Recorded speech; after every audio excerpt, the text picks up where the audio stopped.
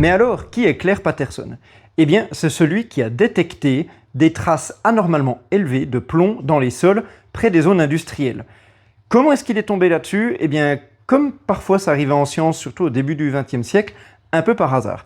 À la base, il voulait dater la Terre en se servant d'analyses spectroscopiques du rapport entre les isotopes de plomb 207 et uranium 235 versus plomb 206, uranium 238. Effectivement, en faisant ces mesures-là, on peut dater un minéral. Et lui voulait dater la Terre. Sauf que quand il s'est rendu à Canyon Diablo pour faire ses mesures, en fait, ça jouait pas, il y avait beaucoup trop de plomb dans le sol.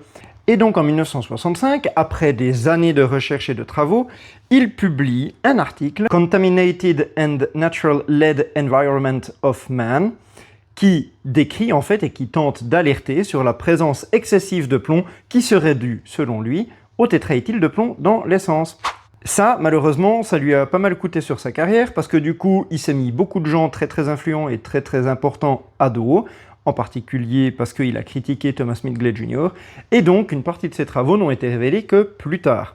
Toujours est-il que, dans son calcul, le monsieur il a calculé l'âge de la Terre à 4,55 milliards d'années. Il faut dire que ça a tenu 50 ans et que c'est seulement en 2012 qu'on a refait un calcul qui approche à peu près l'âge de la Terre avec 20 millions d'années d'écart par rapport à ce qui est probablement vrai. Bref, ça c'était les travaux de Clair Patterson. J'espère que vous avez appris quelque chose aujourd'hui, que cet épisode vous a plu. Petit pouce bleu, n'hésitez pas à aller regarder la vidéo longue sur Thomas Smith Glade Jr. Et à bientôt!